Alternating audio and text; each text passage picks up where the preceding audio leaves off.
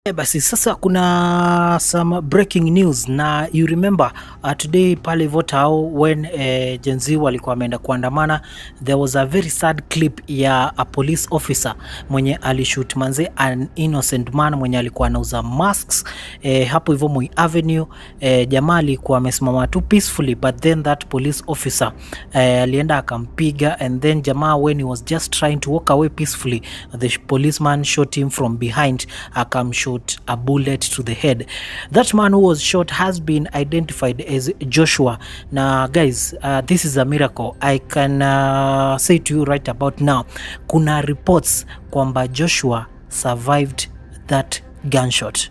Yes guys, as shocking as it might be, reports zinasema kwamba Joshua aliweza kusurvive that brutal police shot na akabebwa na some of the people on the field. Actually, I've talked to a guy mwenye alikuwa kwa field akasema kwamba at the moment huyo polisi wali walk away from the scene, the policeman ama basi vile ase walimpiga risasi walitoka, now Kenyans wali move into the scene, na huyu jamaa anaongea naye alienda akafika akapata Joshua bado ana breathe, so he tried to apply pressure kwa kichwa but bado damu ilikuwa inatoka mob. So at that moment wakatafuta ambulance yenye zilikuja zikapigwa tear gas zikatoka, but then there was a Red Cross car yenye ilikam na wasa wa Red Cross manzo wakavumilia na wakaweza kumpiga bandage kwa kichwa na he was taken to Kenyatta National Hospital. At the moment he was admitted under a very critical condition, so he's still fighting for his life, but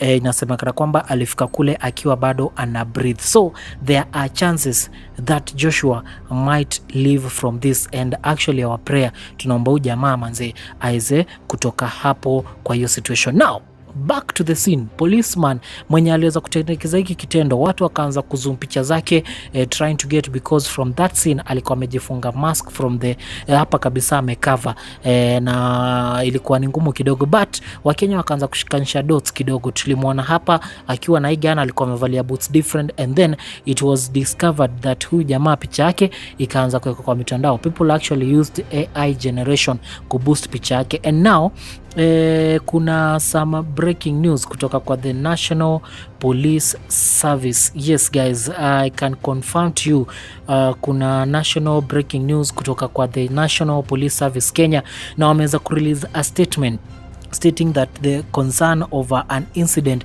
showing a police officer shooting at an armed civilian.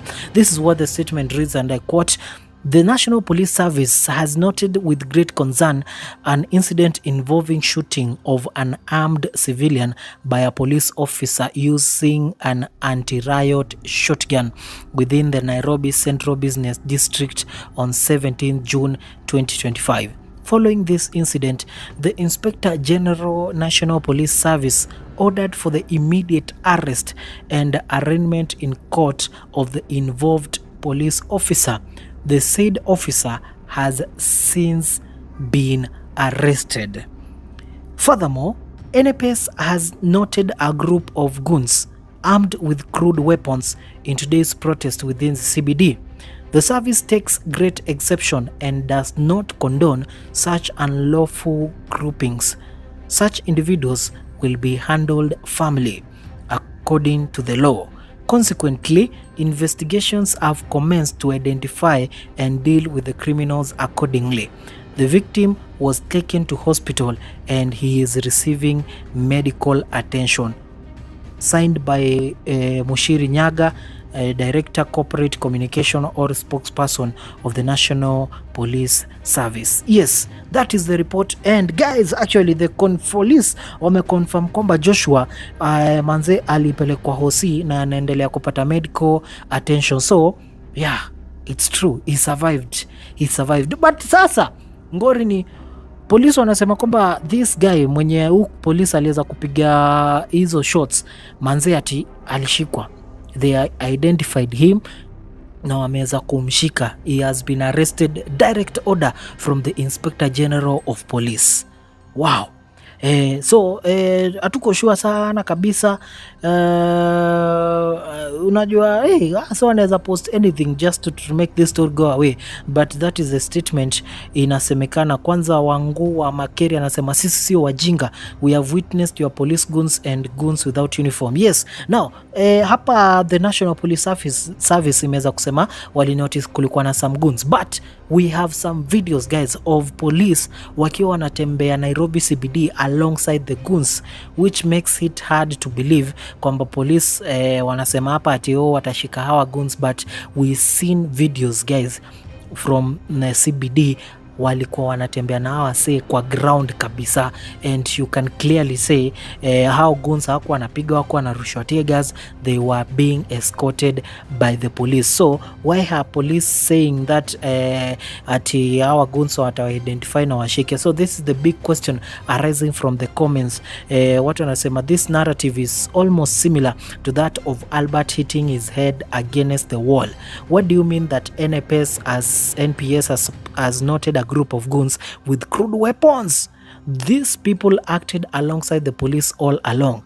Why aren't they not arrested? Yes, unacheki, the people are not buying this post from the National Police Service wakisema manze ati wanatry kushika our goons. Now we saw clearly from the video that polisi walikuwa wanatembea na hawa goons. So what people are calling for is proof of arrest. Tuoneshe ukarao wampige picha vile wanafanyanga these other criminals, because remember when you are arrested kuna zile mugshot unapigangwa zinawekwa pale hivyo kwa mtandao, unadescribiwa height nini na nini. So we people are demanding for the mugshot of this arrested police officer, so that police wanaweza tuambia ukweli kabisa this guy was arrested na ameweza kufanywa nini na ameweza kupelekwa na anapelekwa hapo mbele atashtakiwa nini na nini na nini na nini. So without that then maybe this could be a narrative, maybe this could be moved by the police, because on the pressure is getting worse,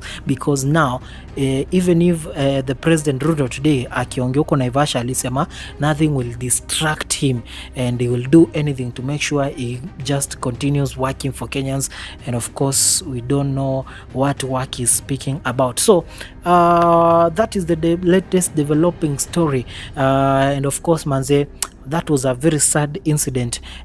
Huyo vendor anaitwa Eli Joshua alikuwa amesimama tu tao, actually alikuwa ameshika mask zake za black, because unajua watu wakienda tao tear gas inakuanga serious. So kuna watu wanaendanga wanauza mask. So Joshua on this day despite the violence alikuwa anajua itatokea, yeye aliona hii ni opportunity ya kwenda kuhustle. So he just walked into town akiwa na mask yake na akaanza kuuzia say mask, but hiyo mask manze haikuwa ni silaha, but huyu karao aliona tu manze ampige risasi ya kichwa, and thanks to God ameweza kusurvive. I don't know how, because bullets to the head especially at that close range na imetoka kwa shotgun, it's very very lethal, but because Mungu manze ni Mungu, Joshua might live to tell of this day. But what we want is to stop police brutality in this country, because kama police wako na ruhusa hivi ya kupiga watu risasi hivi, very peaceful people, mtu wako ana silaha, then where are we heading as a country? Thank you so much guys for watching. That is the latest for now.